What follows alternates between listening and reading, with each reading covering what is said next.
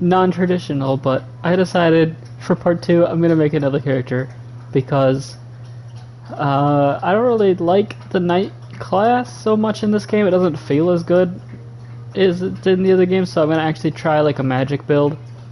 Um, I don't know how to use magic. I've never done it before in a Dark Souls game, and so you might be thinking to yourself, "Wow, Nang looks a little different this time." That's because this is not Nang. This is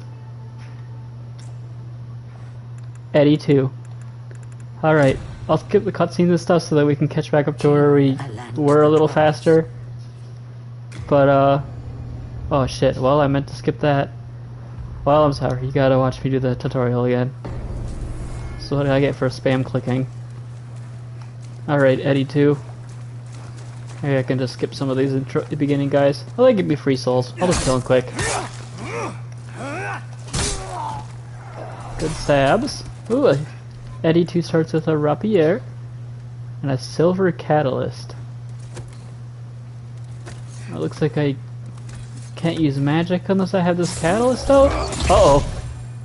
Well, that used some of my magic bar. Can Harry Potter swing with it?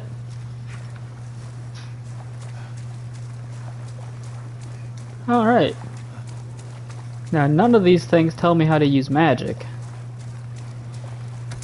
I don't know if I really even want to use magic. I'll just stab them for a lot for now. Well, maybe I should use it just so I can get used to it. Yeah! Now, what about the Harry Potter little swing? Yes, Eddie, beat him with your toy. Good boy. I tried to hit those classic Basti markings. I think I did a fairly good job. I think my magic is slowly... Oh, there's a guy right in front of me. I think my magic is slowly regenerating. Oh wait, it just did. I don't know if it was from me hitting that guy or why it decided to go up. Maybe it just goes up over time.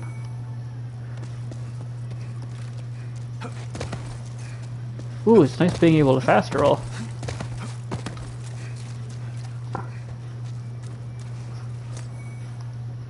Oh, what was I supposed to do here? Do I jump over this?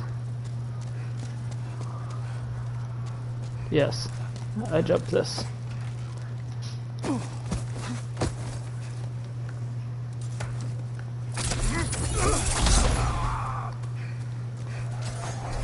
Alright, Eddie, throw your ball at him.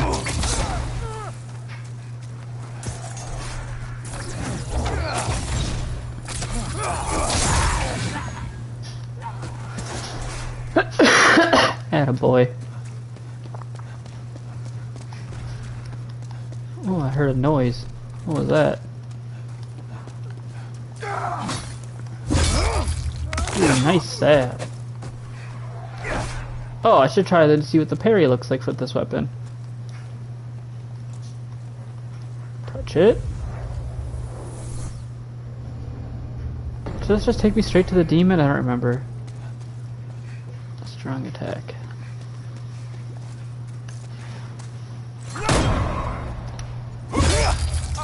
Just a poke in the neck.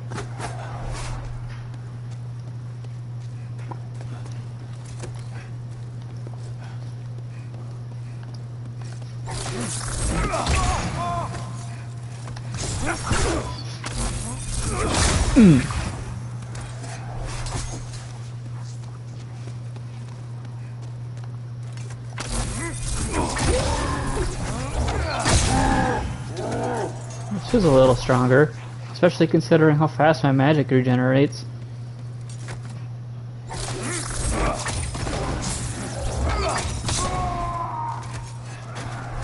Now, hordes of people, this might be a little trickier, but maybe I can finally beat that red eyes man. Oh, I was gonna make Eddie's eyes red because red means you're stronger. Ah, fuck it. I'm not gonna make him again. I don't need an Eddie 3.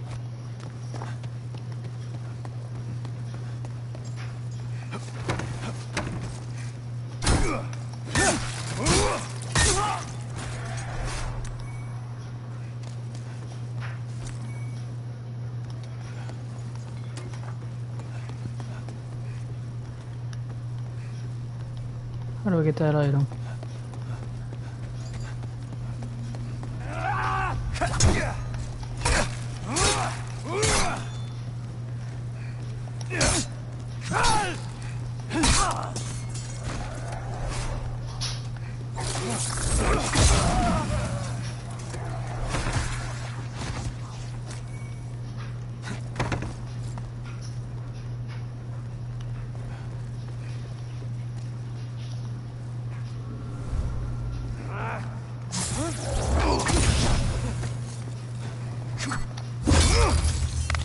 Sick dodge.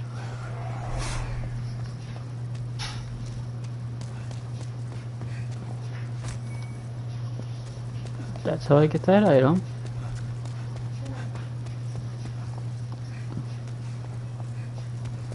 I think this was the demon, the scripted loss, potentially. There's no way I'm gonna beat it, so yeah, scripted loss I would say.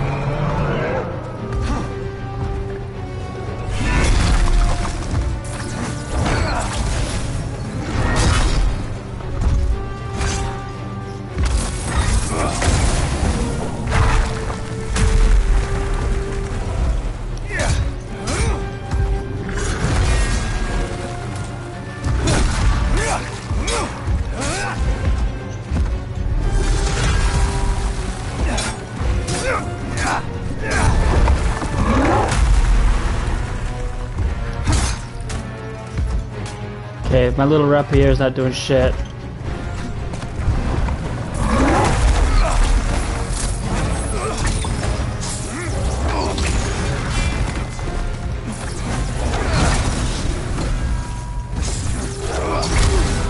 Ooh, that hit me. Should I bother healing? Maybe I can do it.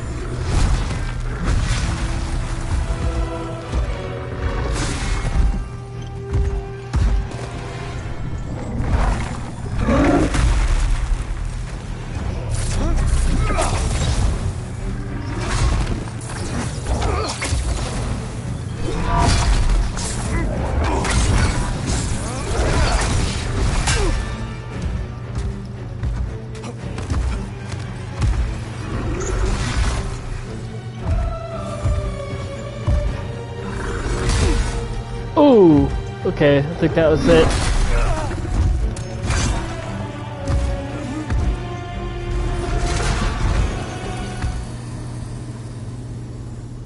The Nexus traps you. Probably shouldn't have wasted so many healing items on what I knew I wouldn't be able to kill. Actually, I bet if I tried that a couple of times I could get them. Speak to this man. Well, you slipped through the fish. I slipped, you're right.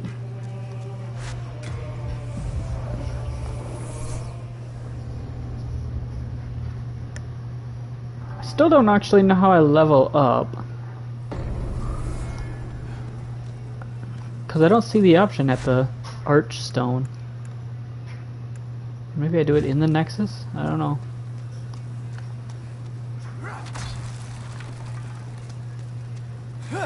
Oh, wrong weapon. Oh, oh, brutal.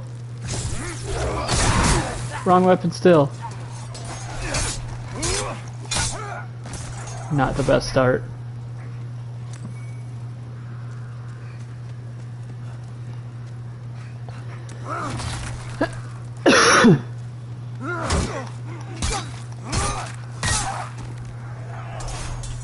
Oh yeah, there's an item down there.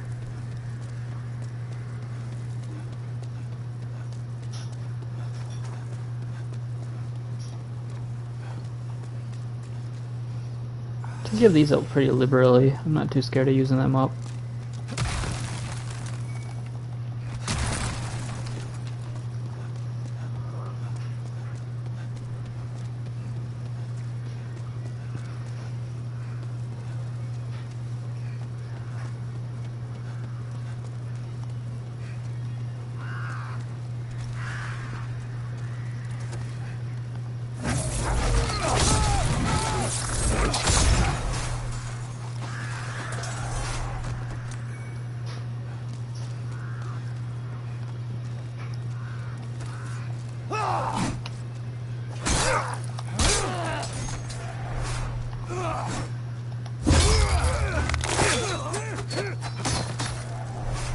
Try to catch me in my frames.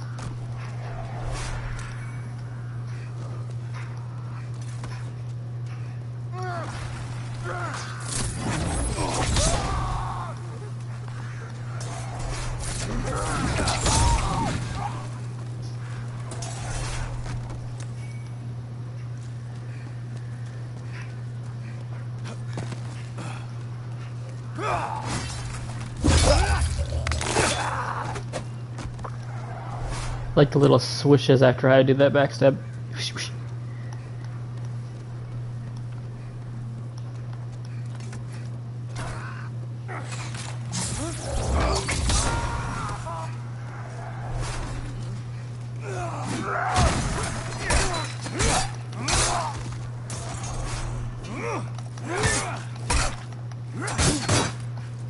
Ooh, take a lot of damage now.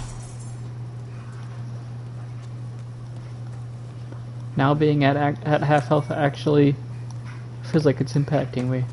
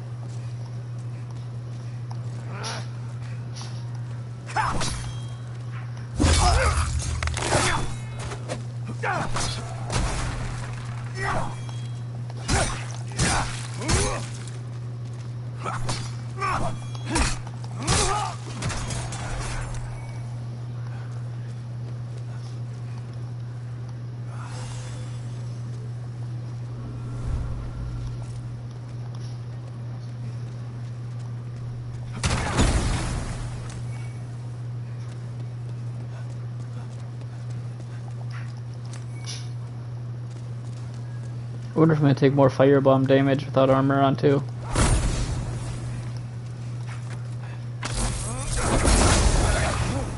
Doesn't look like it.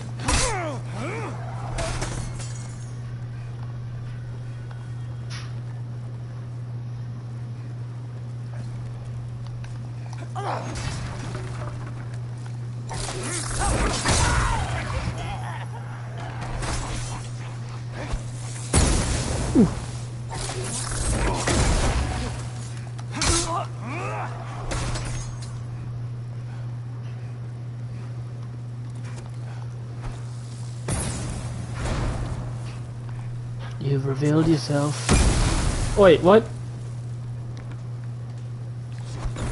Where'd that last one come from?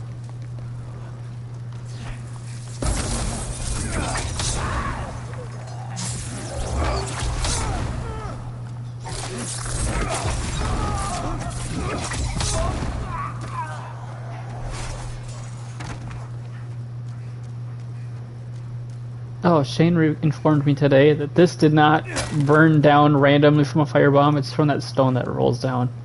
I feel stupid for not figuring that out myself.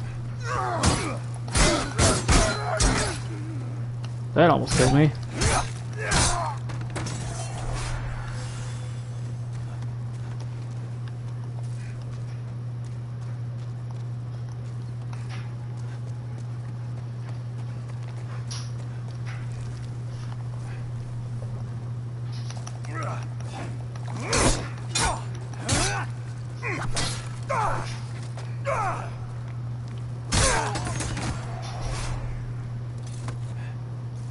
If I two-hand this, does it do anything different? Sounds meatier. I don't actually can't tell though.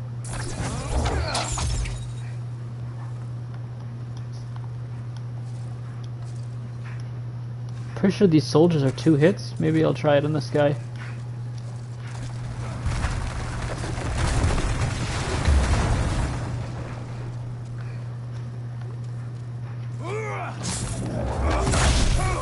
Does hit harder. Oh no, it doesn't. Never mind.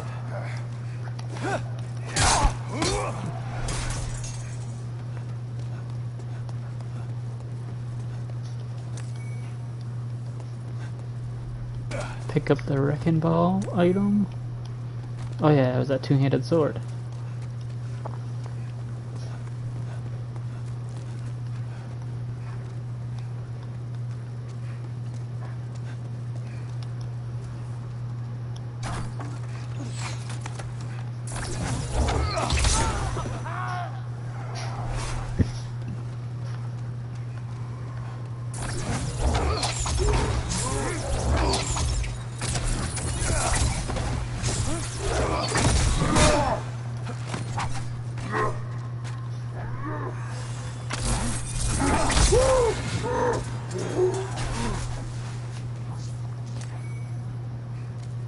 Ooh, I got his shield. It's too heavy for me though.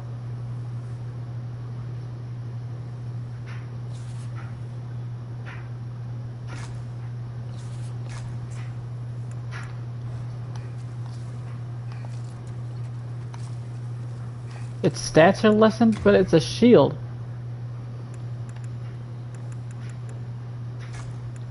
If you say so. It's not even that much better.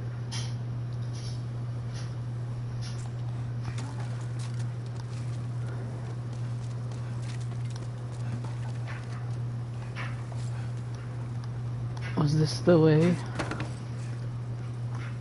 think so. The shortcut. Uh-oh. Oh yeah, these guys kill themselves.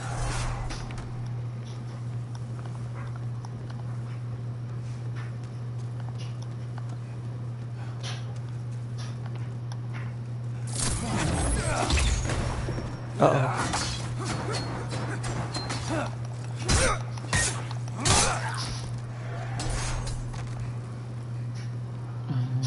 Break these chains for no reason, doing nothing.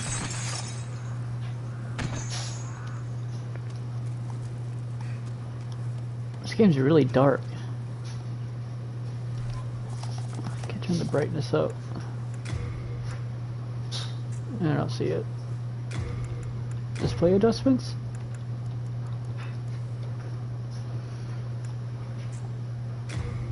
Oh, contrast. I gotta turn that up. That's for my colorblind eyes. That looks better. Way better. I can actually see where the stairs are now.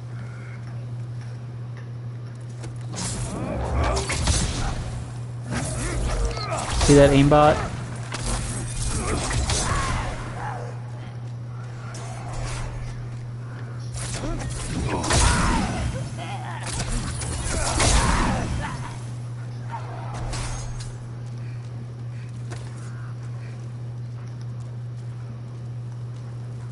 Pull the lever. Good cronk.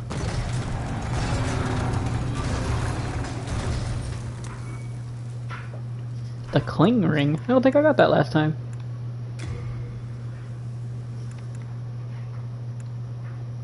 Less HP reduction when in soul form. I think I'll just get the healing items for now. You can keep getting looting healing items as long as I had this ring on more. So should I go fight old Red Eyes?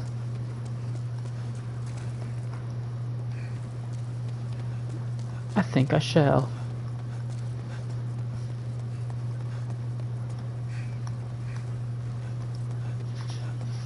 I think he dodged every firebomb I ever shot at him.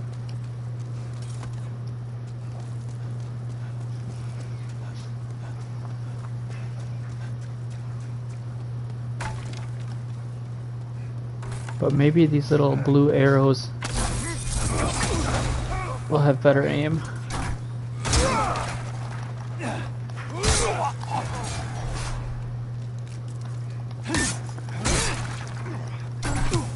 Oh, nice duck!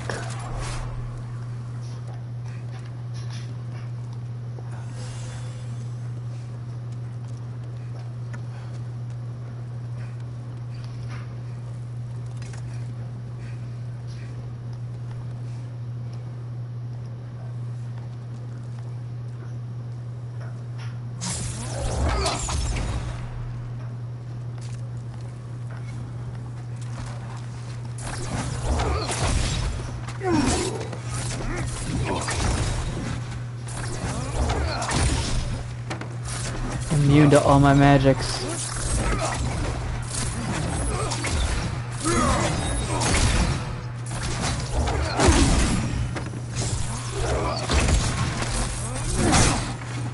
One hit? Oh, I lived.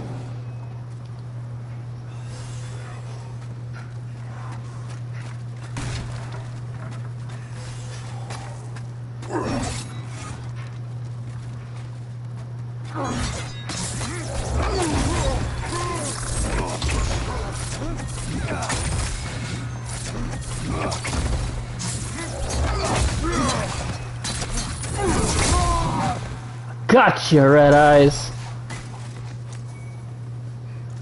3 full heals.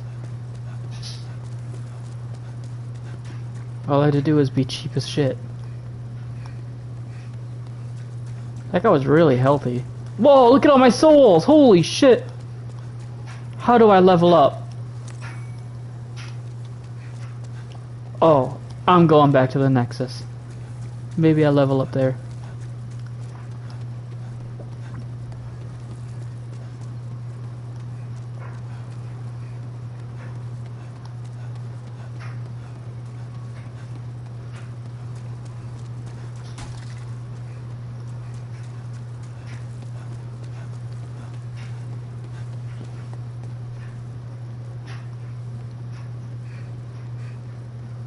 Is there illusory walls in this game, I wonder? They were such a staple for the other Dark Souls games.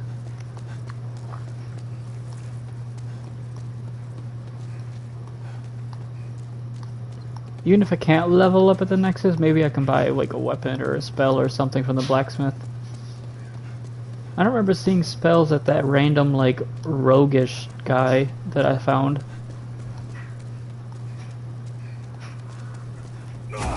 Uh-oh. Oh no, my souls! Oh, that was a painful fire. Oh god, that was the biggest jump scare I've ever had in a video game.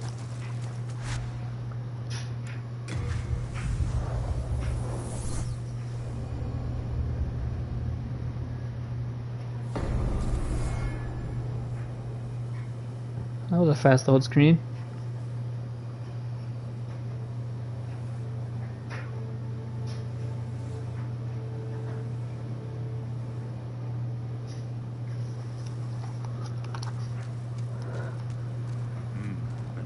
Your souls. Upgrade. Can I upgrade my little stick? Don't see it here.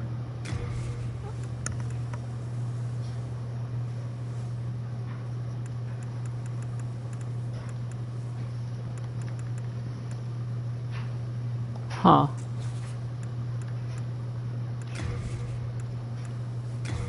Oh, I guess I'll repair them while I was only 50.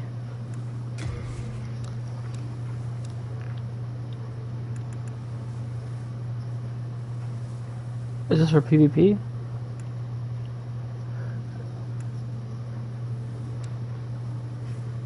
Oh, so many souls. I'm scared to waste them. I don't...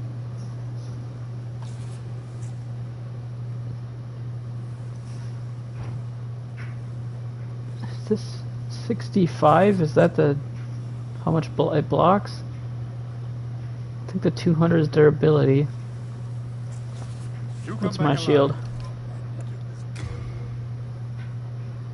It's a slight upgrade to this shield.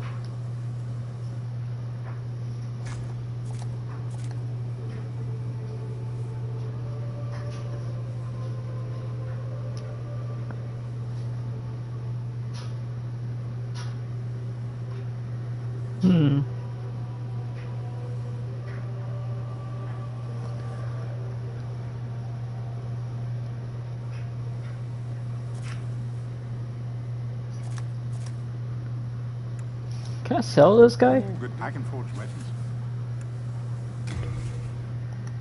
No. What do I do when my inventory is full then? Battle axe. I don't want to walk around with this many souls.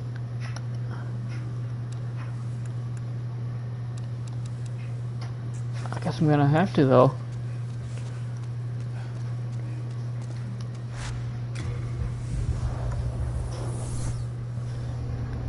Well, I'm pretty much as far as I was earlier now. That was a pretty quick catch up. Do these guys respawn when I left? Yeah, yes.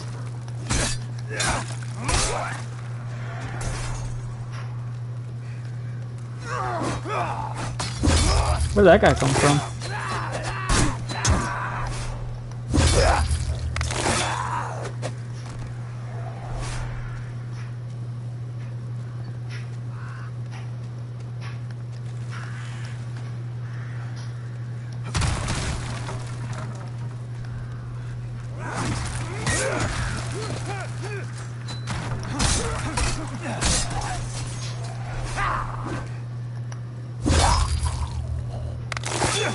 Swish, swish.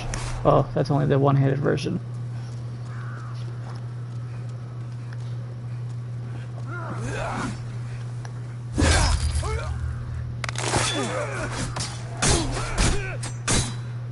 I'm behind you. How are you hitting me?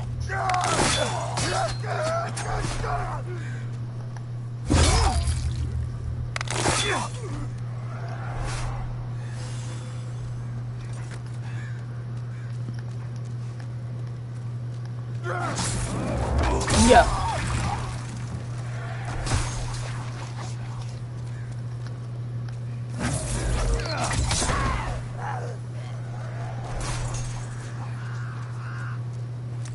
Where do these bodies come from? I noticed this last time too.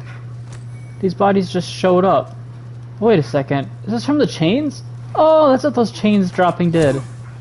Ouch.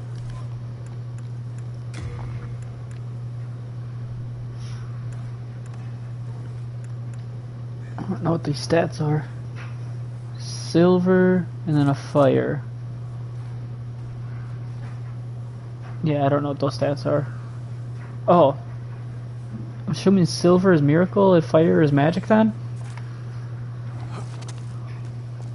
What even is miracles?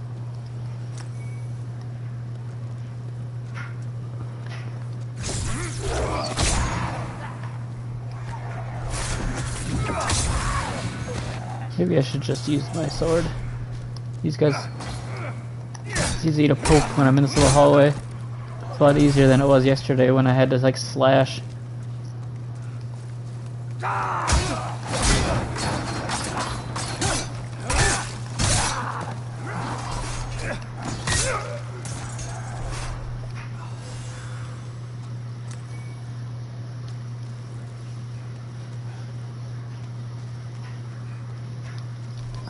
It's a lot of souls. Maybe I'll swap this one for this one. Oh, that's actually a pretty significant health boost.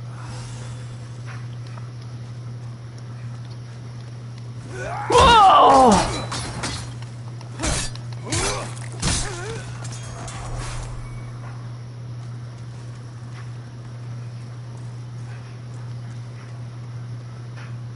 There should be two more.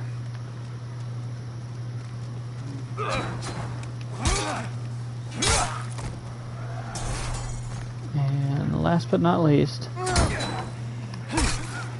2, 3.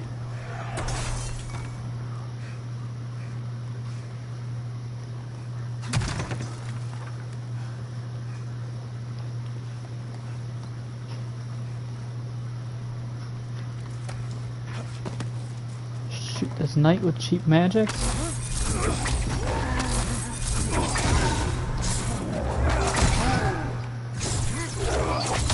Stop blocking.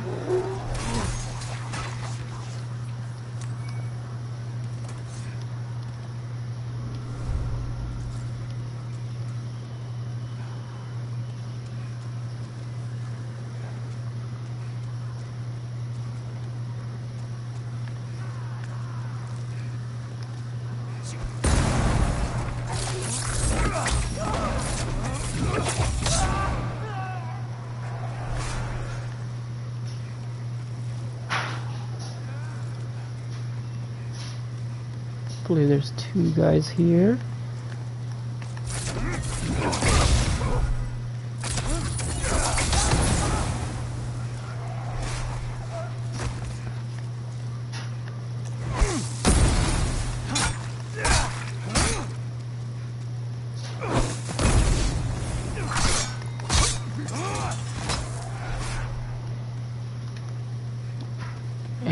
than the little rodent man. Whatever you want to call him, thief. I'll always trust a merchant.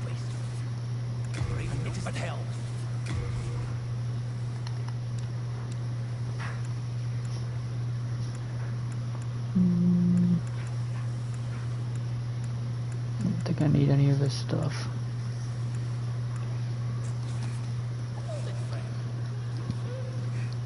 Why? You got something else to sell me? Go on. There's this skinny fellow, clad in the most... He's another one who's managed to... Probably some pie given arms.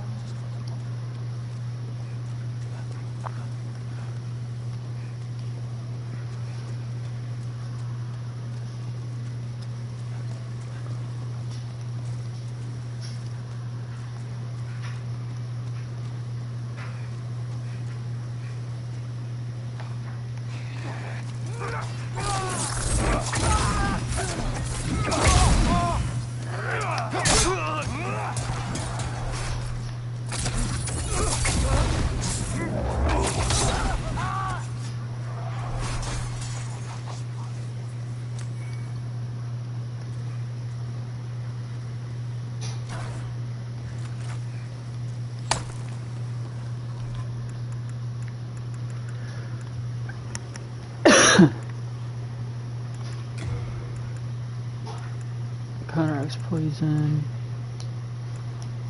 Big amount of mana. Throw some fire bombs down here.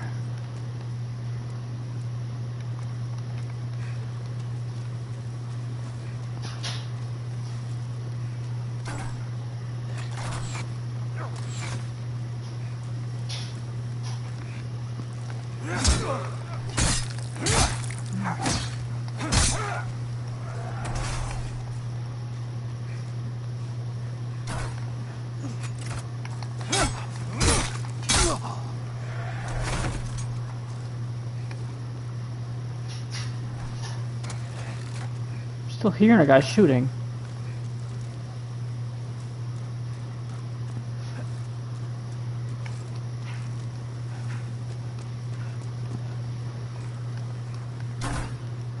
Where are you? Oh, is he up there?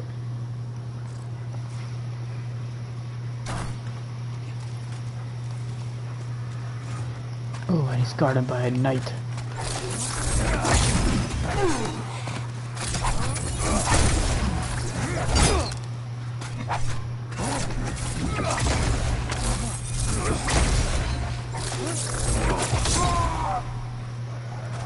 Don't even step to me. Ouch. Don't even shoot at me.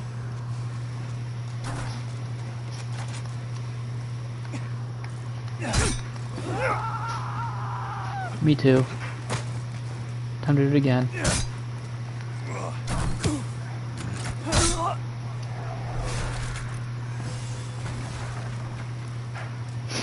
I liked hearing the wood shatter as he fell.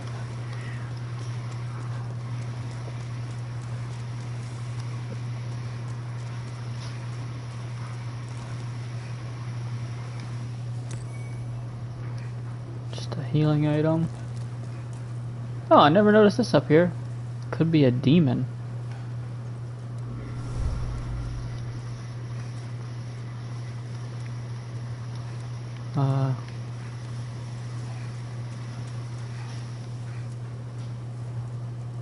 Focus on the traps.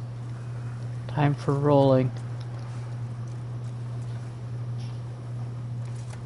Saw a lot of dudes over here.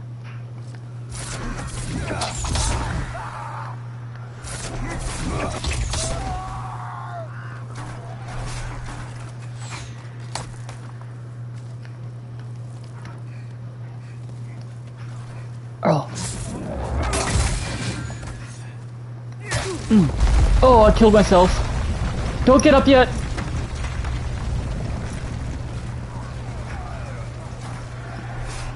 Yes.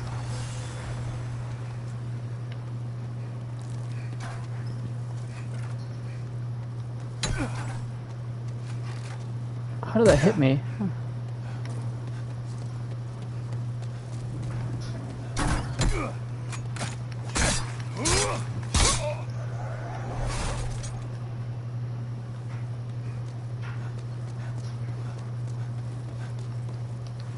Boy, is that a lot of souls I'm scared to lose.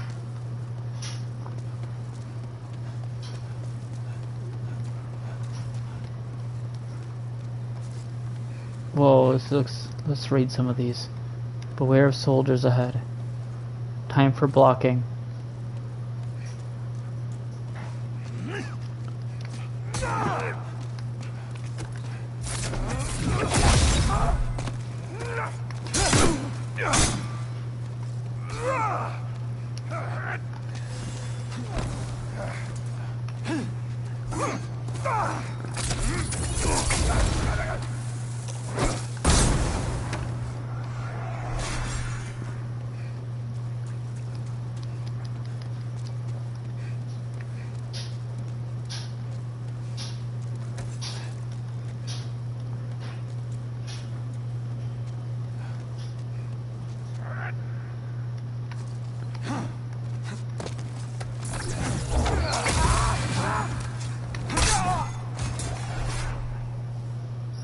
Guys up there. There's gotta be a shortcut or something. This is so far. Haven't even made it to the first boss yet. Something bad's gonna happen. I just heard a dragon. There's gonna be a dragon like fucking immolating, I bet. Classic Souls move.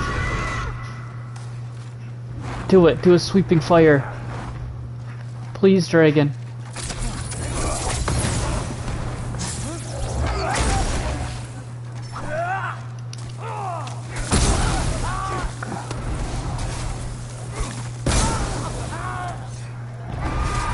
What?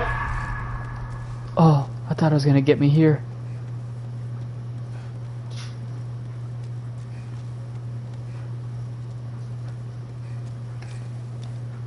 Beware of monsters ahead. I don't want to go that way then.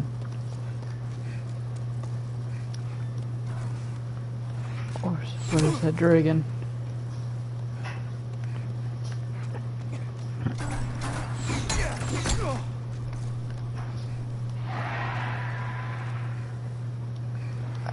It's gotta be like trying to set me on fire, right?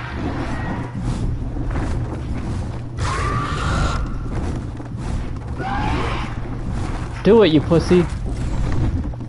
You just showing off?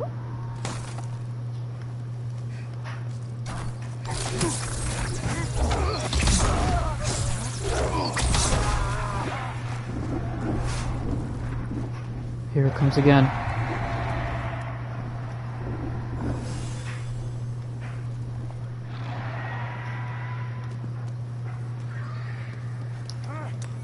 This is so many guys. Come on, dragon. You know you want to roast us.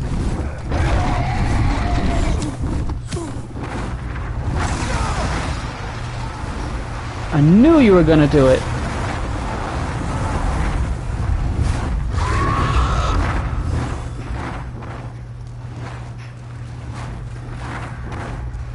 Just the one time though, right? Uh-oh.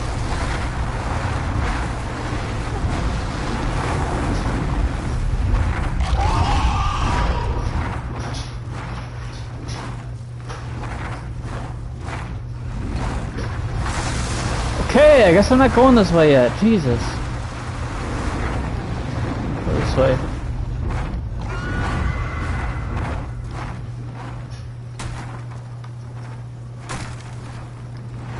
Wait, I still hear his wings. Oh, it just can't keep burning that bridge, I guess.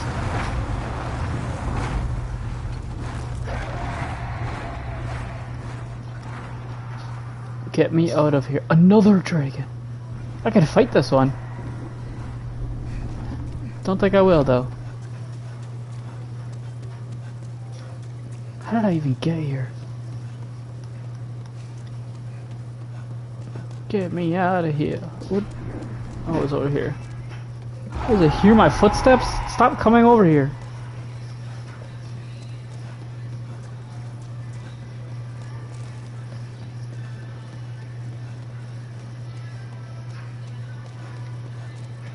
I just want to activate another shortcut, or find another... Gee, don't know if there's bonfires. Find another thing I can save at. Save my soul. Down here. Oh, there's that guy with that two-handed sword. That's what stopped me last time.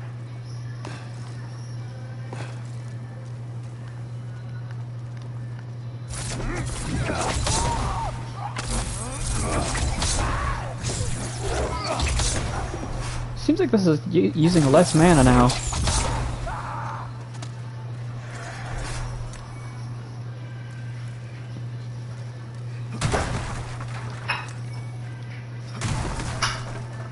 What is back here?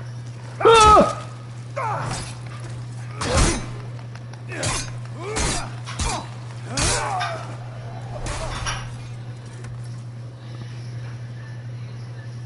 Is that guy with the two-hander? It is. Well, let's get a little heal here so I don't get one shot. And let's set upon him with magic.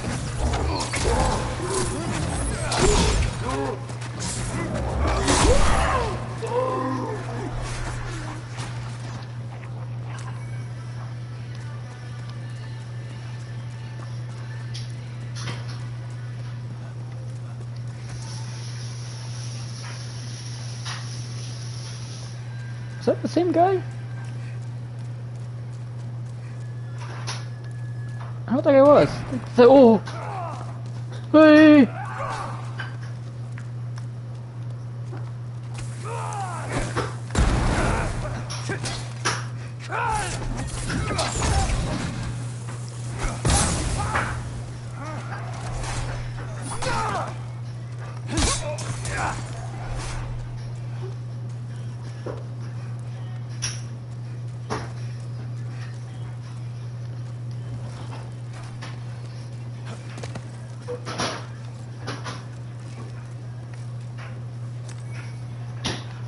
Scimitar. Kinda like the rapier though. I like stabby stuff.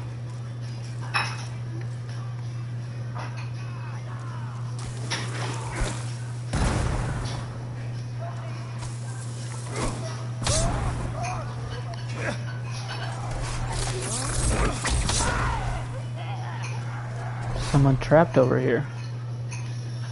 Apparently.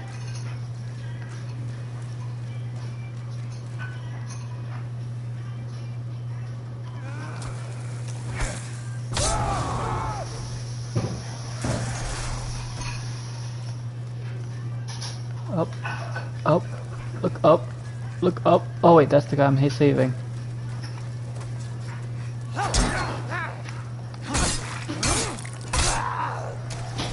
Come on down, buddy. Oh, I thought he was gonna slash me immediately.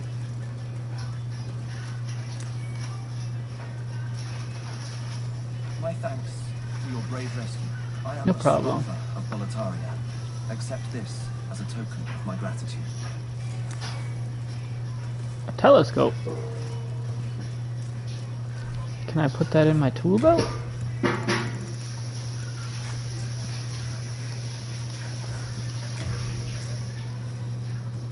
Use. Very slightly zooms me in.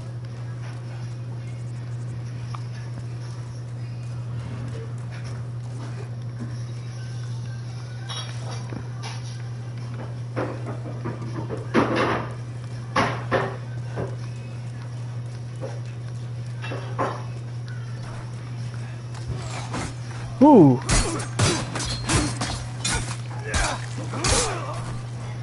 Are you gonna help me out now?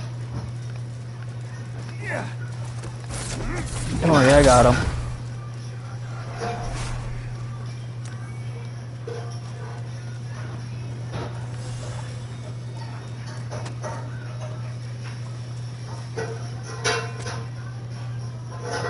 Oh, I recognize this area. So that was the same two-handed knight guy.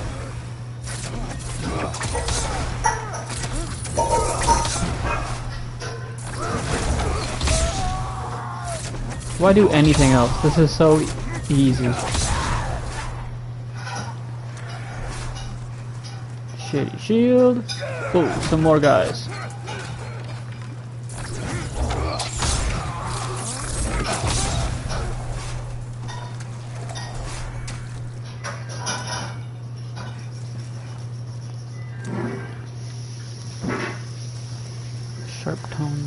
shard.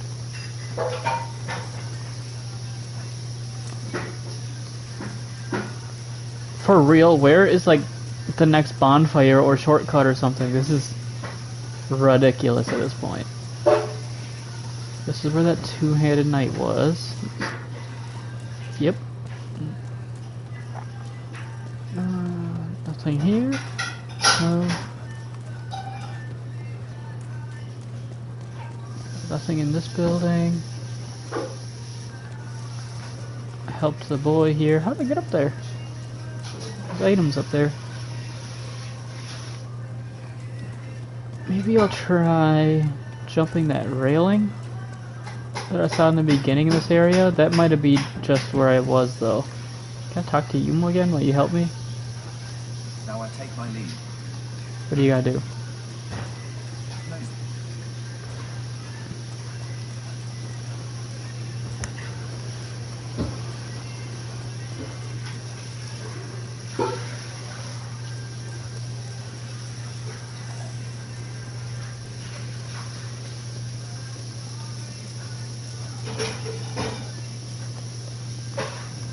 This is where I came in, right? So those guys down there were the same guys.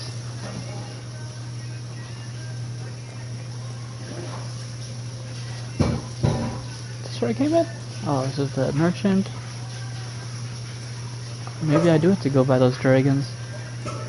To like sneak by them. Are the dragons the first boss, maybe? Oh. This is where that guy was hiding. The thief ring. Becomes harder for enemies to detect.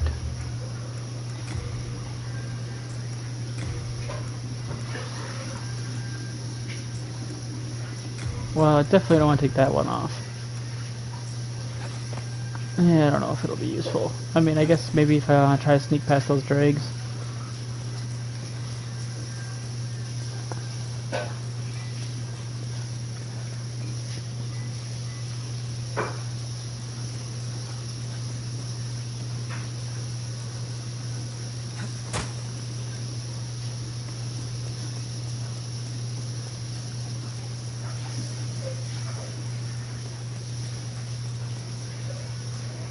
I have to think of something.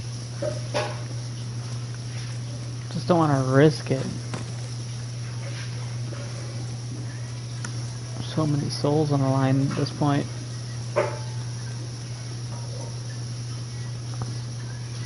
Sneak past that blue boy. Maybe there'll be a message on the ground that will give me a hint.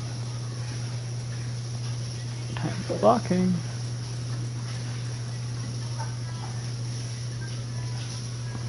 Is this like a for sure can't go this way?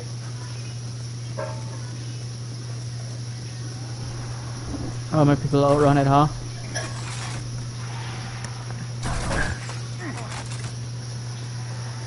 Yes, you can just outrun it.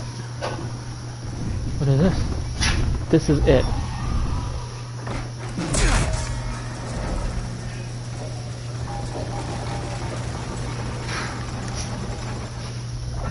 Yes, shortcut. Or wait, is this not a shortcut? Is this just the entrance to the boss room? Whoa! I think that's a yes.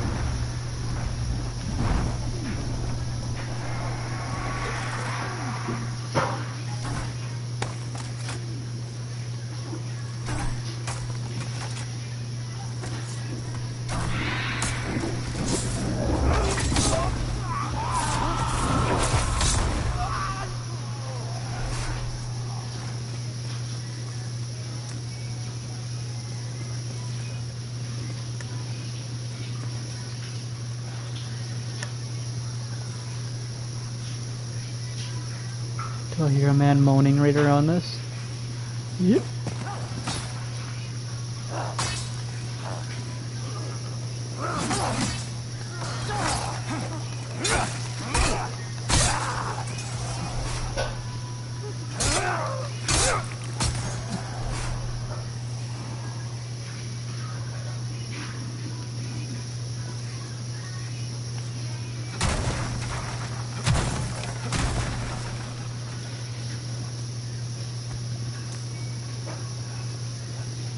overall, I think this Let's Play is going a lot better than yesterday's.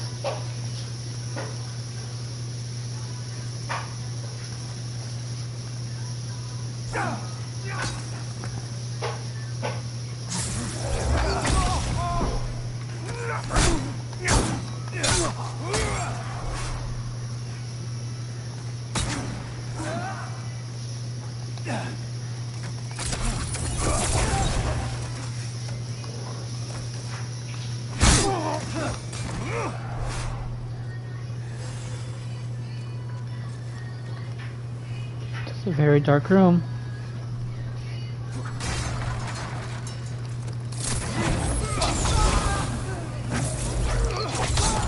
Cook.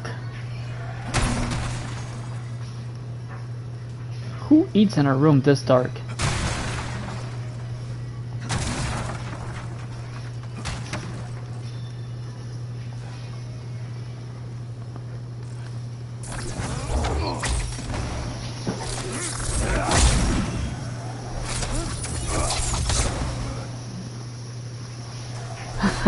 Oops. Oops is right.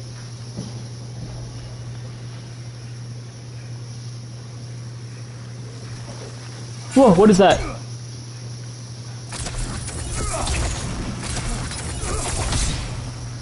Is that a guy? Or is that a monster? Looks kind of like a monster-y pool.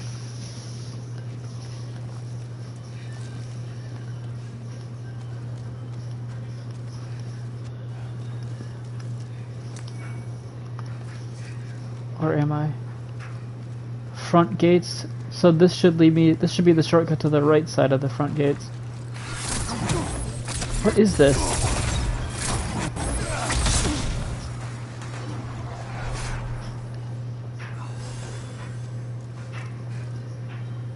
Oh, this is not where I go down.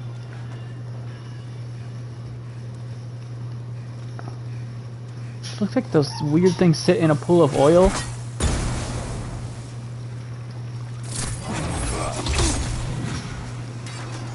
Oh, didn't one of these things shoot out of the door? Is it just one of these things sitting behind that door?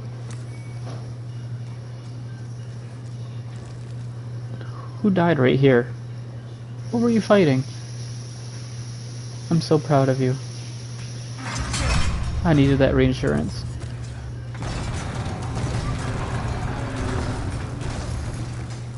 Alright, is this a boss fight? For 5,000 souls?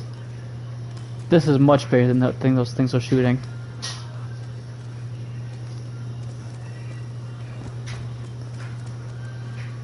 Alright, this is for all the marbles. Pine resin. Maybe I'll use one of these.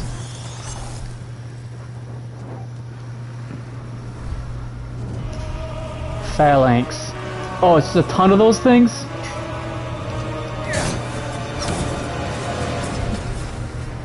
What is this? Oh, okay. I just gotta get behind them.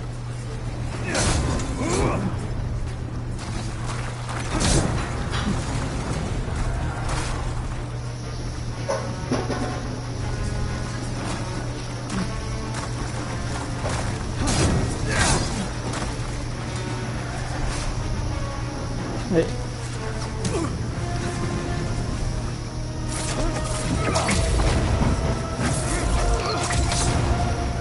Looks like those little ones breaking off.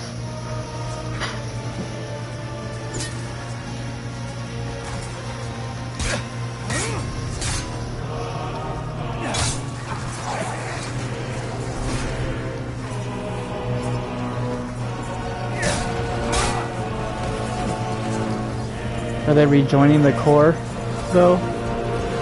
Is it regenerating them, or am I actually hurting it? Oh yeah, there's actually some missing from its side now.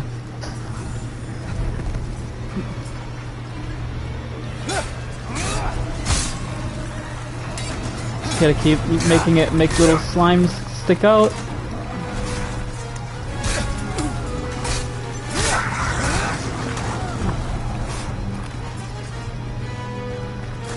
Or are these guys just coming out of the pools? Is this hurting it at all? I mean, I see its health bar isn't going down, obviously, but...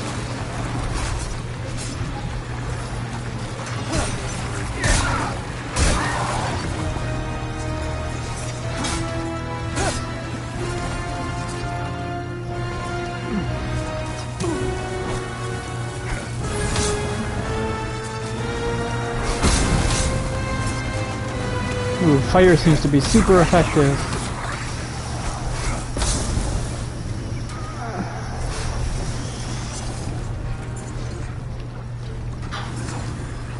Alright, where's your butt?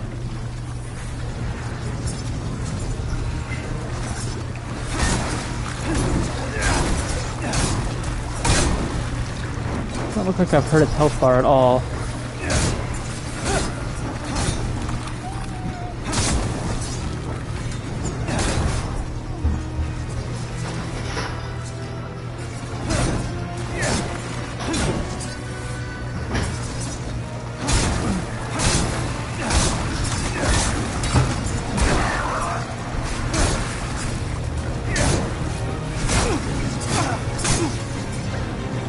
Ooh, those are some good stabs that you got me there, phalanx.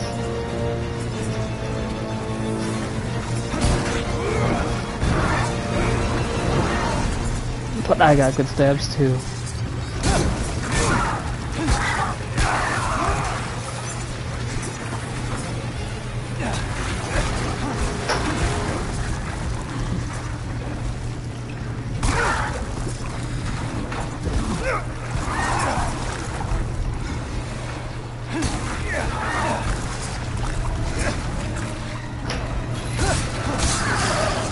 You ran out of little shits to fight me with. Phase 2? Nope, that was just the first boss. Sick. I can't fucking believe I've got this far with all these souls.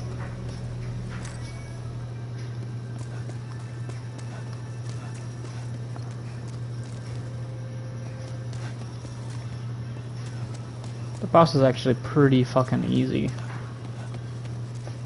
Alright.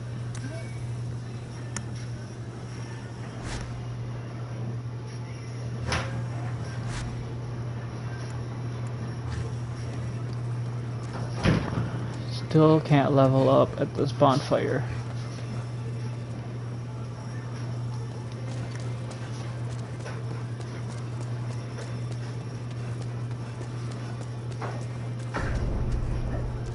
I got my full health bar now.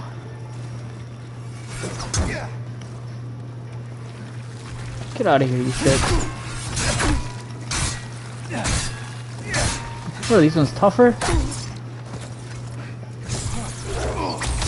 Get out of here.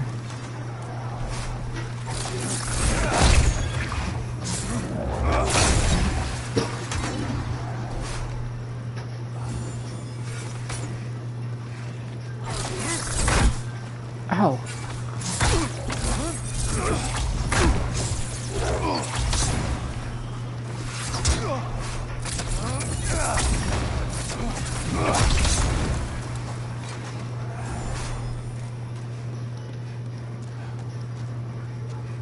Dude, when do I get to level up? Is there even leveling in this game?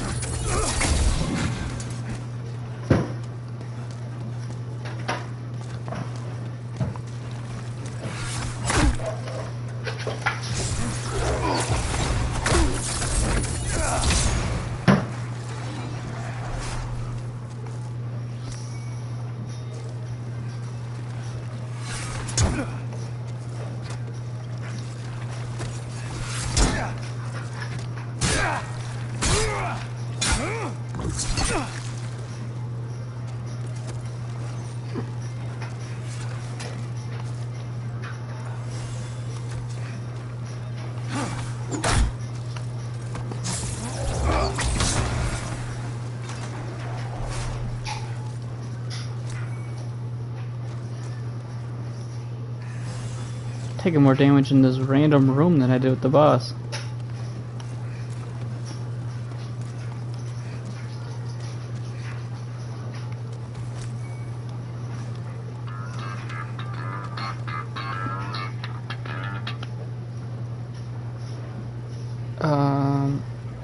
Hello? Hey, the Black Maiden levels you up back at the Nexus. The what? The Black Maiden? Oh, that's where I level up? Yeah. Oh, okay, so I just gotta go... Is that always been there? She should be back there now when you go back to it. Did I just unlock her? Yep. Oh, okay. Thank you. Yep, bye.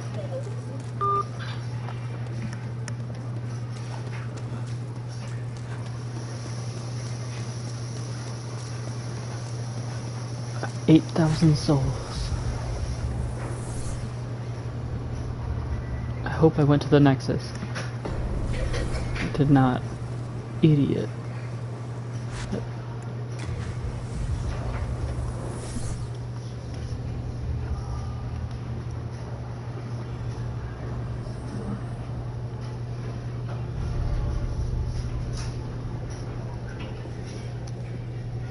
Welcome back.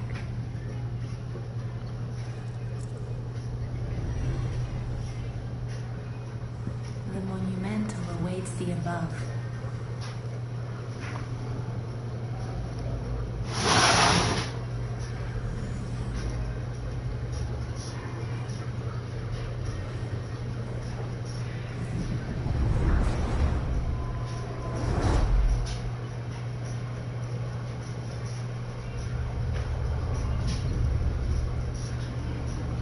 The monumental will explain the nexus to thee. I could use some explanation.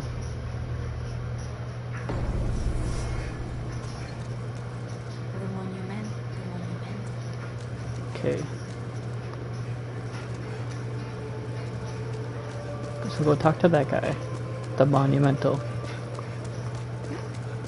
Guess I'll take the wrong stairs first. The monumental.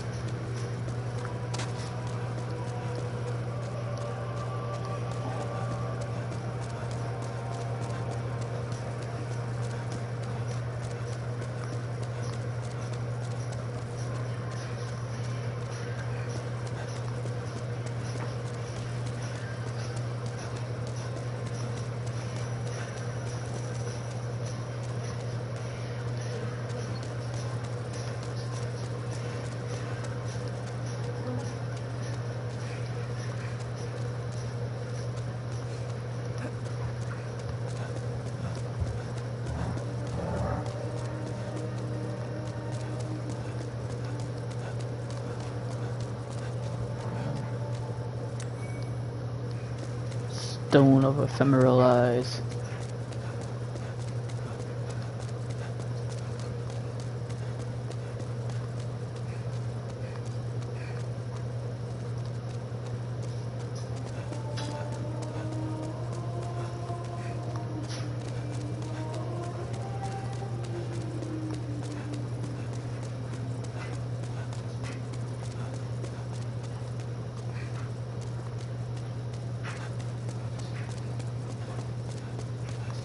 This is a high climb. I would have to run up here every time I level. And it's closed. Oh, never mind. It let me touch.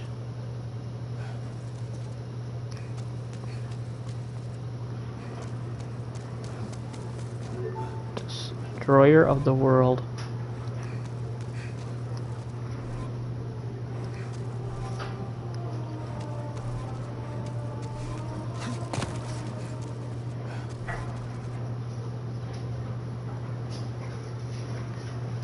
I passed it a while ago, Shane says.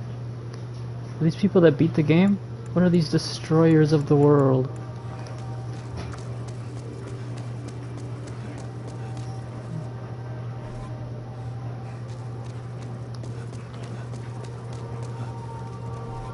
This is a high scores?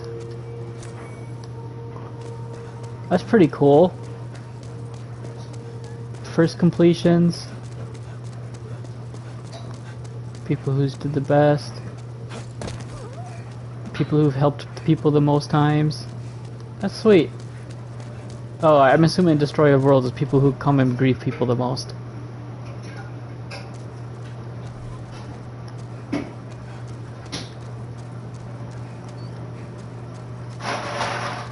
What are these ones?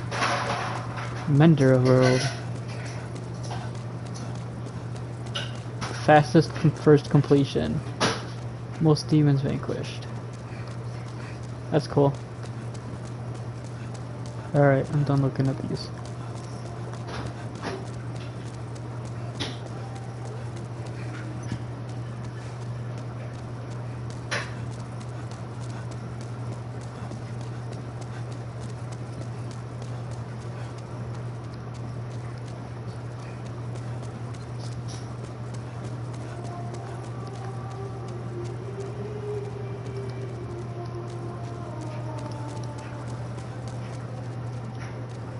Said I have to like talk to the statue, right? Probably not there. Where is it? This person cautiously fall. We have long awaited you, slayer of demons. I am one of the monumental. There is a tale. Once, we too were a scourge. This child is telling me a literal cutscene. In the distant past, under benevolent rule, the world was united owing to the soul arts. Until a lust for power caused the awakening of the Old One. Across the land seeped a colorless, deep fog, and the world faced extinction at the hands of the demons. Thankfully, we were able to lull the Old One back to its slumber, yet only after the loss of innumerable souls, and most of the world lost, erased by the fog. In order to mend the fabric of what lands still remained, we entrusted 6 leaders with 6 precious archstones. 6. One to the king of a small yet industrious land. One to the king of the burrowers underground. One to the wise queen of the great ivory tower. One to the chieftain of lost and ill-fortuned souls. That One person to has the troubles. shaman, Ooh, the this guy has tempest trouble. worshipping shadowmen. And the last to the great giants of the northern lands. The archstones were placed in the fringe lands that survived. We contained the Old One here below the Nexus and prohibited the soul arts. Finally, we became monumentals, half-living sentinels of the fabric of reality. Alas, the other monumentals have perished, and only I remain. Not for long.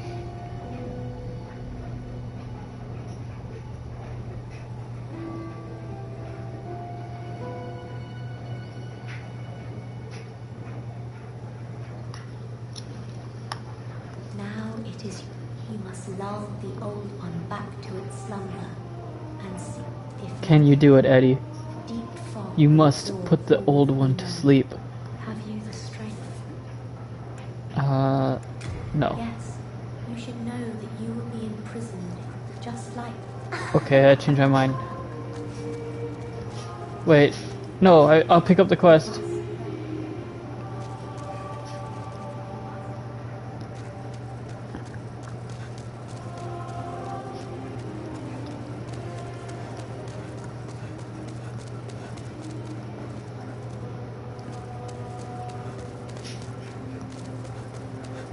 Where did I go? Oh, okay, I know where to go.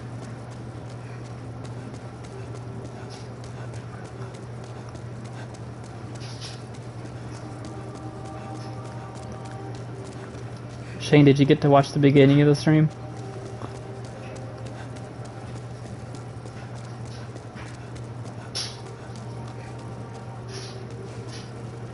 Who dies here?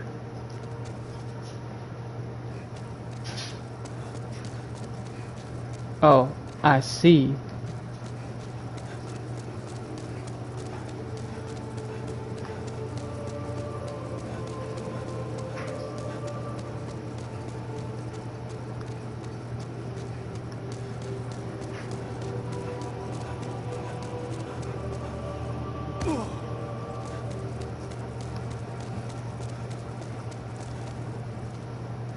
Well, if you didn't notice, Shane, I got rid of my Neng character, remade a mage, and I made Eddie2.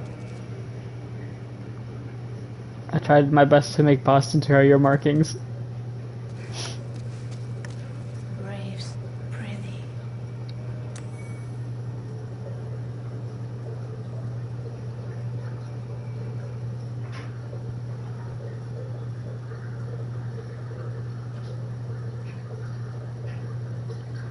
What seekest thou? Of course. After, go ahead. Let these vagabond souls become thine own. I'm only here I keep the candles lit and serve the brave demon slayers who are trapped. You keep candles lit, that's your whole job. Alright. Magic or intelligence? Increases my magic and my memory. Let strength be granted so the world might be mended. I feel like I have a lot of MP. I still don't know the differences between magic and miracles either.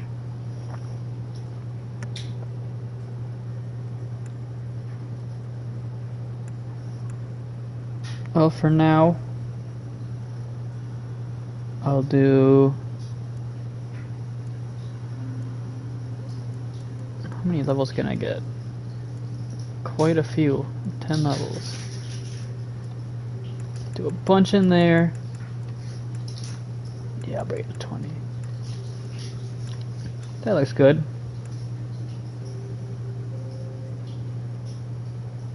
Little health. A little mana. And a lot of magic power.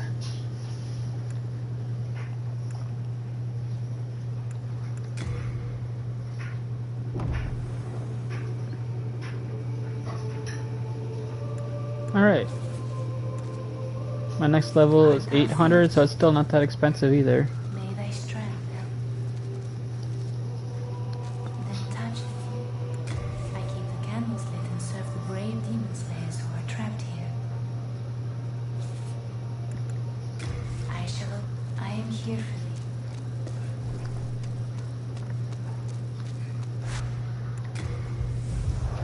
thee. Let's see how stronger my magic actually got.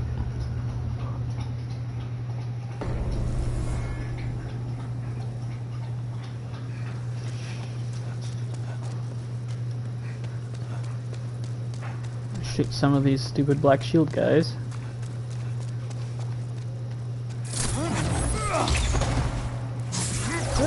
The chunk stronger, I guess.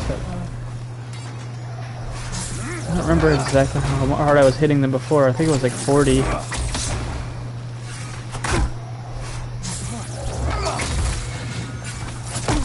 Actually, I think I noticed the most is my magic bar.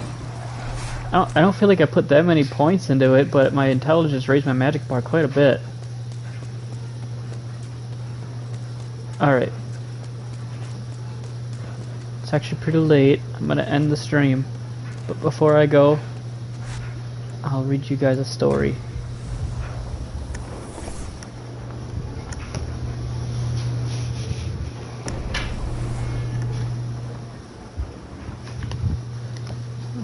Alright. Let's see, which one?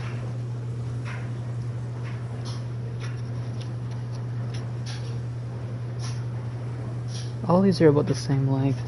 Let's do the first one. The story is called Creamed in the Butt by My Handsome Living Corn. It's rare that you ever think of a down-home southern farmer in a suit and tie, but I'm not your average farmer. Of course, there's nothing wrong with working the fields in your dirty old t-shirt and straw hat, wiping the sweat from your brow as you toil the brown soil. I can honestly say that I put in more than enough hours doing just that. But there are many different facets of agriculture, and as work changes in these modern day and age, the men and women who make up our American farming industry are changing along with it. When I was younger, all that I really needed to worry about was rotating crops, following weather patterns. But these days, it seems like every political issue under our sun, like the Republicans. What did Shane send? peaches. Like the Republicans storming our Capitol. I try to work in a joke there, but I'm too retarded. I'll just read like I'm supposed to. Every political issue under the sun has worked its way into the process of growing food. This particular weekend's activity, crop lobbying. Well, there was once a time that the veggies I planted were based on whatever I felt like growing. Many large-scale farmers, like me, are currently being accosted by various companies who want their own seeds sown. I'll be the first to admit, getting wined and dined like this is quite the treat for a humble guy like me.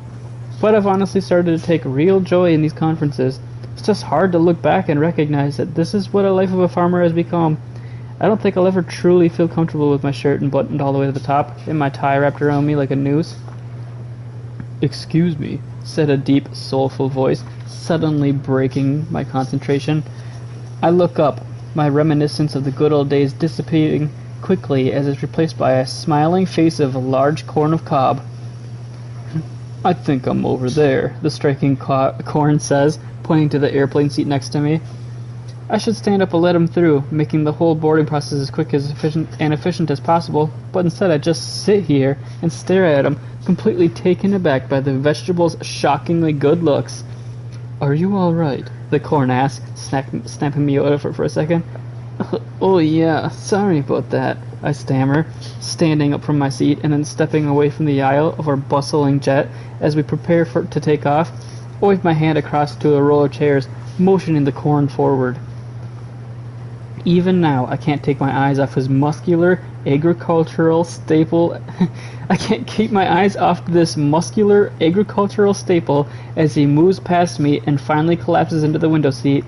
He is perfectly toned from head to toe, a beautiful yellow glow shimmering off every kernel in his body. When I take my seat again, the vegetable introduces himself. "I'm Liplon," the corn says, shaking my hand. Matthew McConaughey," I reply. "Matthew McConaughey," I reply, giving him a firm handshake and trying my best to collect my sense. I'm guessing you're flying to the agricultural too." "What gave me away?" the cornucob said with a wink. I laugh, instantly charmed by this handsome vegetable. I can see why this corn in particular would be sent to convince farmers of using his species in their field. He has an overwhelming sense of charisma to go with his dashing looks.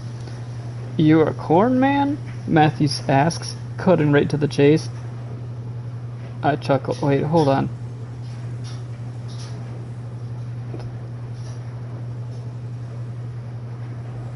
I thought the corn's name was Lipon. Okay. There's just a typo, I'm sorry, it really confused me. "You a corn man?" he asks, cutting right to the chase. I chuckle, suddenly feeling quite uncomfortable. "No, I can't say that I am." "What are you growing?" the corn continues. "If you don't mind me asking, of course." Oh no, it's fine," I gush, waving his cares away as I try my best to remain as endearing as possible to the veggie. "Beets." Is all that Matthew says. "So, Matthew McConaughey," I reply, giving him a firm handshake, "is what it said earlier, meaning my name is Matthew McConaughey, but then it immediately changes it to the corn's name is Matthew now." Is all that Matthew says, smiling to himself and then immediately turning to look out the window in silence. Like it literally said, "I'm Liplon," the corn tells me, shaking my hand, and then I introduce myself, Matthew McConaughey, but then actually the corn's name is Matthew McConaughey. Really threw me off. I have to admit, this is not the response that I was expecting from a smooth talker such as this. I've been bracing myself for the hard sell, and when that doesn't happen, I immediately find myself strangely disappointed. At first, I'm not sure if I should say anything. Well aware... Ren, you want to come read with me? You want to do the corn's voice? You want to do the main character's voice? You sure? Okay, you want to come listen? At first, I'm not sure if I should say anything. Well aware that any more conversation on the matter could spark a heated debate and a sales pitch that I would, unfortunately, be forced to decline.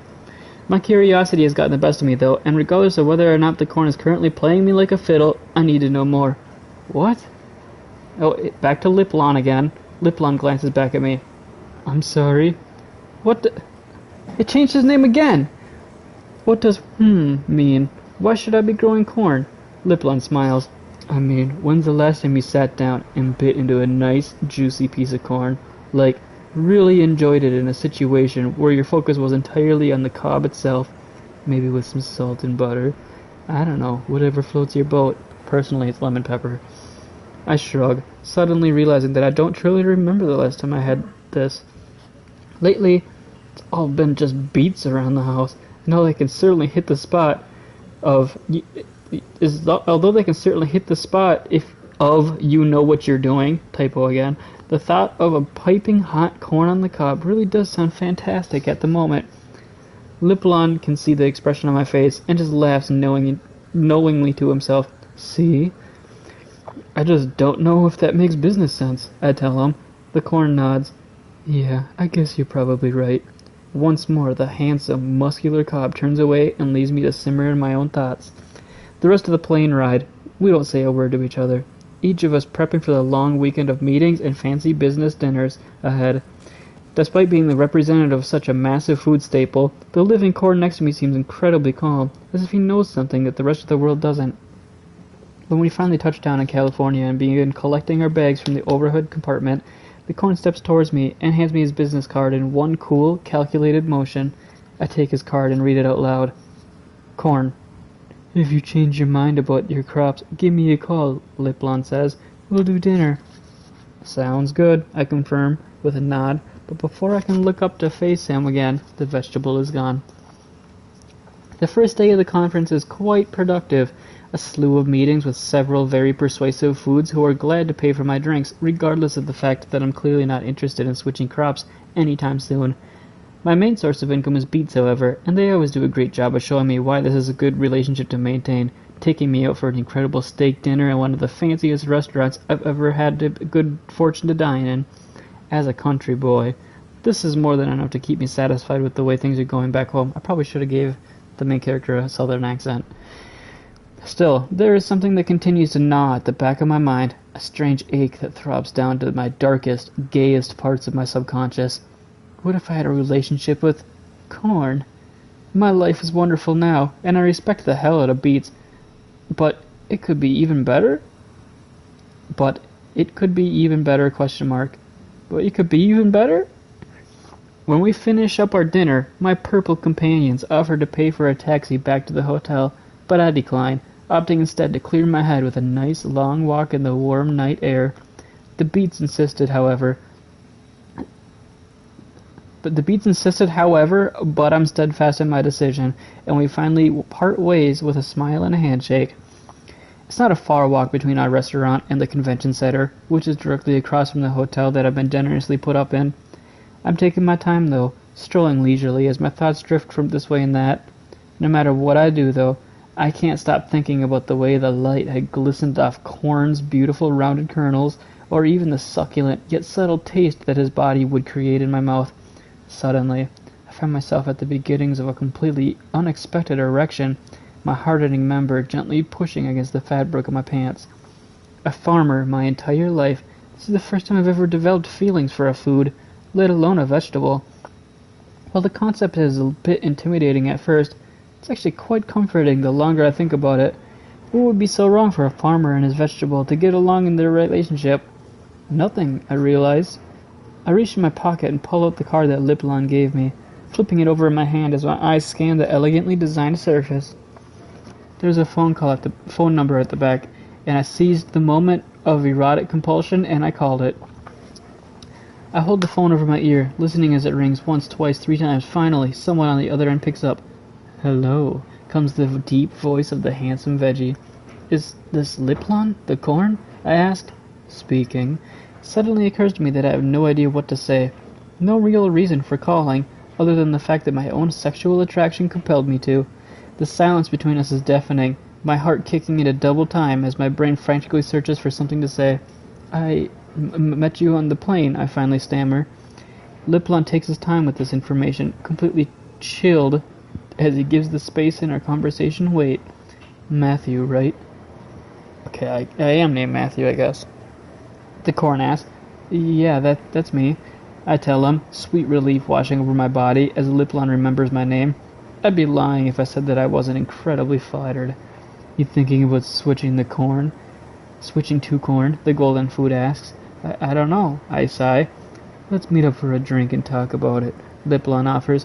Where are you at? Is this like a normal-sized corn, like it's hand-sized, or is this a like human-sized piece of corn? I glance around, finding the nearest cross street, and then describe my whereabouts to the living food. I'll be there in 2 minutes, Liplon tells me, then hangs up without another word. I'm trembling with anticipation now, fully realizing that the consequences of breaking my current beat contracts would be utterly devastating. Depending on how angry the beats got, I could lose my farm. Of course, that's only if I break the contract, and I suddenly realize that I've done nothing so far that would get me in trouble. For the rest of the night, I'll just keep things civil. Casual drink isn't nothing out of the ordinary at a conference like this. Suddenly, a beautiful yellow convertible pulls up next to me. The top down, Liplon sitting proudly in the driver's seat. He flashes a brilliant smile. Get in, the handsome corn on the cob demands. I do as I'm told, and before I know it, the two of us have taken off into the night, the wind whipping my face as the city lights pass us by. Without a word between us, I found myself completely swept away by Liplon's presence, the handsome corn completely in control while I'm just along for the ride. Soon, we leave the congestion of the city behind and start cruising out to a nearby hillside, winding back and forth as trees and shrubs begin to sprout up on the landscape. Our only light now is the glowing headlamp ahead and a soft wash of brilliant full moon that hangs above. The car begins to slow as we reach the top of a large crest, pulling off onto the side of the road in what I soon realize is a wide-open lookout, its makeout point. The view is absolutely breathtaking, sweeping over the entire city below, a blanket of twinkling lights. Lipton throws the convertible into park, but keeps the radio going, a soft, soothing wave of jazz pouring over the speakers. Is this where you take all your meetings? I asked, skeptically. Liplon shrugs. Just the important ones.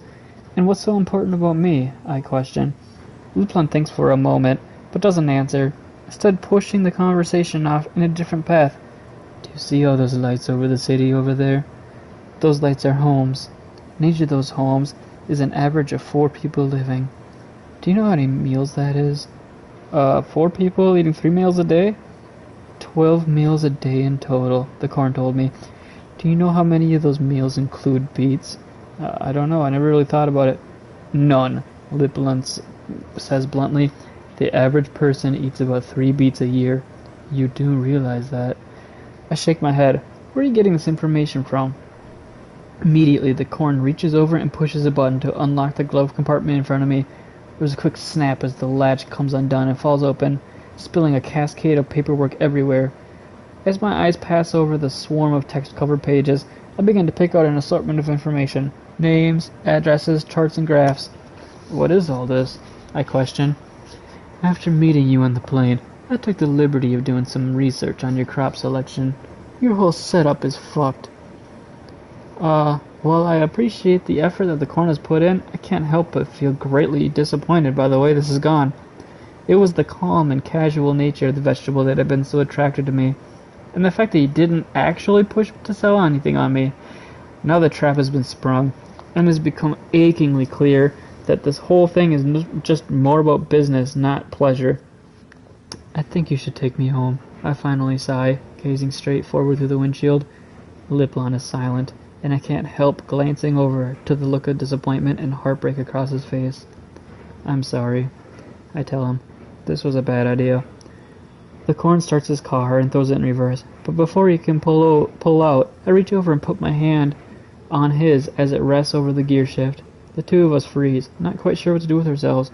Wait, I finally say, causing the vegetable to turn off the car once again. Without another word, I open the door, climb out, and beckon him to follow me on my way down to the edge of the nearby cliff. The view was incredible. I take a seat and stare out across the beautiful moonlight vista, breathing in deeply from the fresh night air. Moments later, Liplon sits down next to me. I have to be honest, I told him. I thought there might have been something between us. What do you mean? The corn asks. I don't know, I laughed, shaking my head. It was stupid. No, what was it? Liplon insists, placing his yellow hand on my leg. I glance him over, suddenly feeling the same electricity that had been there. Finally feeling the same electricity that had been a present before. I guess maybe I had a crush on you, I finally admit. When you were taking me up here, I didn't know what you were trying to do. I didn't certainly think you were going to try to get me to switch my crops. It was ridiculous of me to think of you as anything more than a business partner, I guess.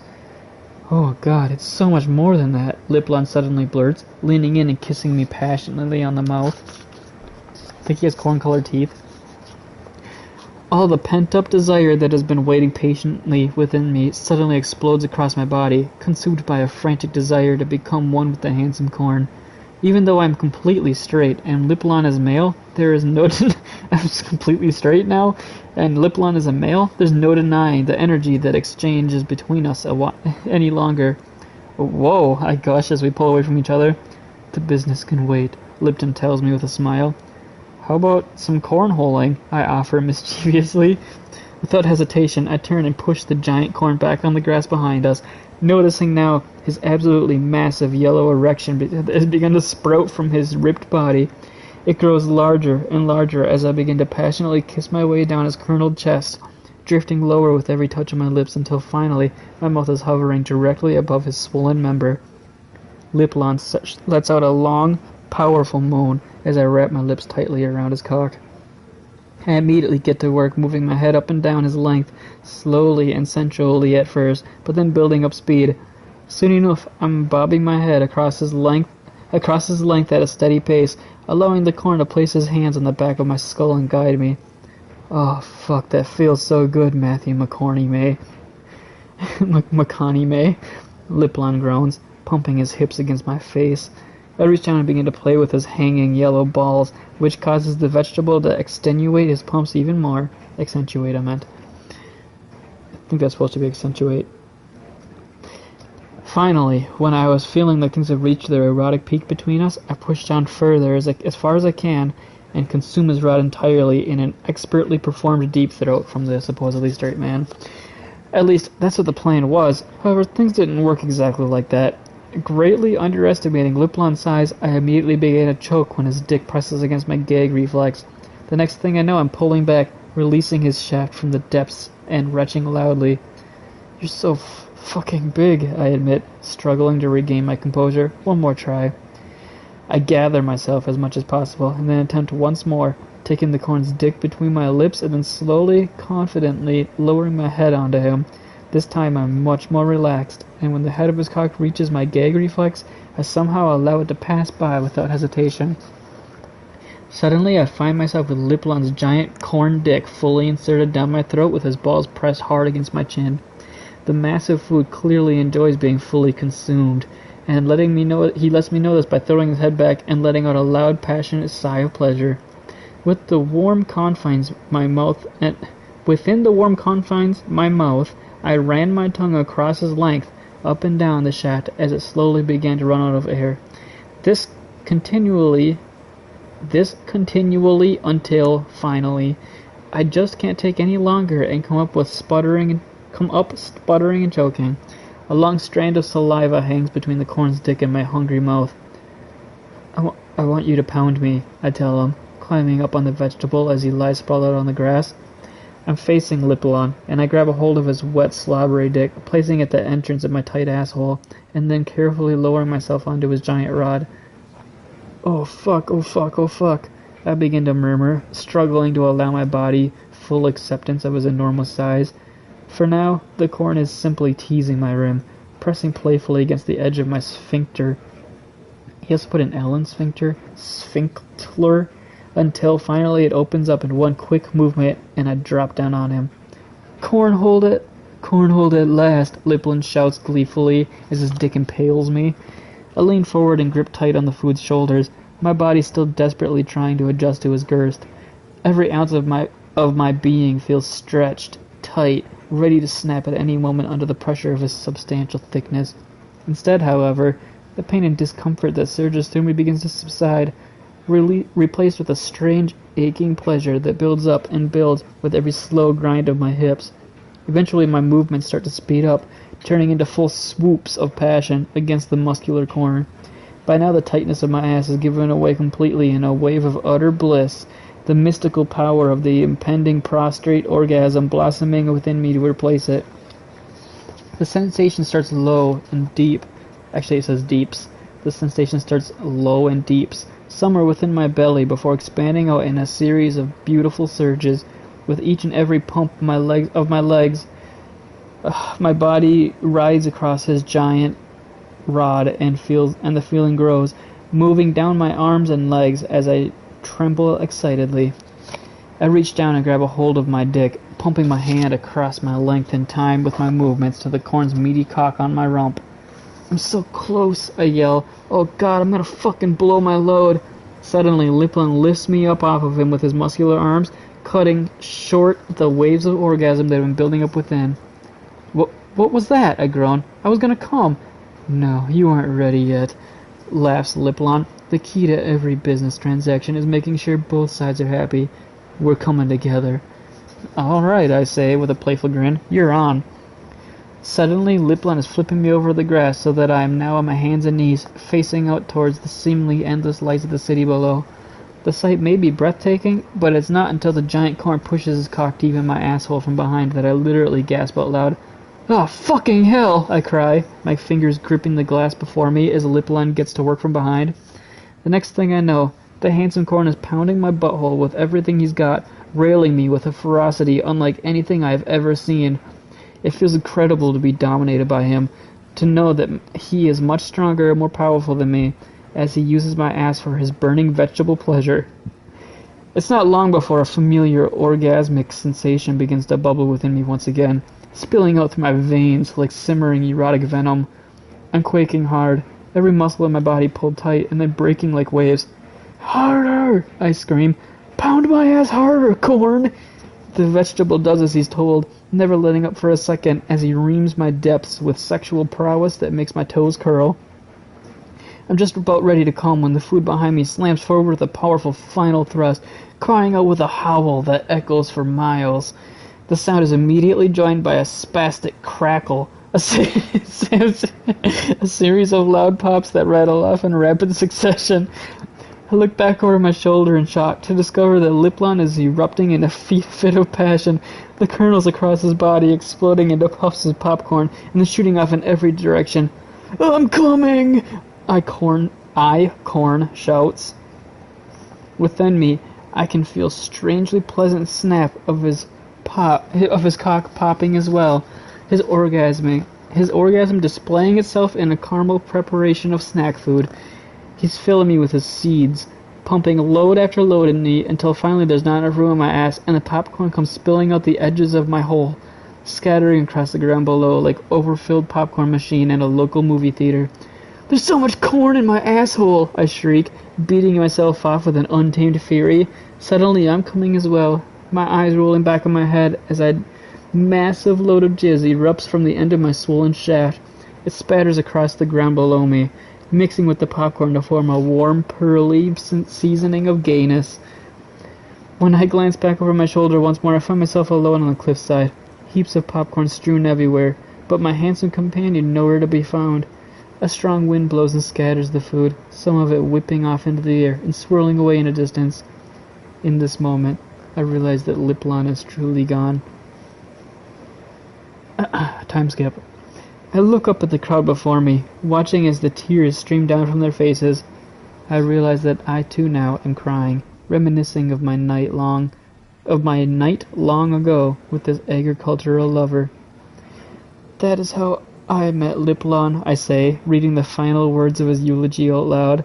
When I met him at that conference, I had no idea that this breathtaking living corn would change my heart, my butthole, forever. He would be greatly missed.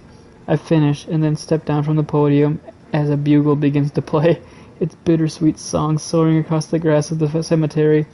To my left, a coffin full of popcorn begins to slowly lower into the ground. I love you, I say under my breath, unable to take my eyes off the oblong box until it is completely below the dirt.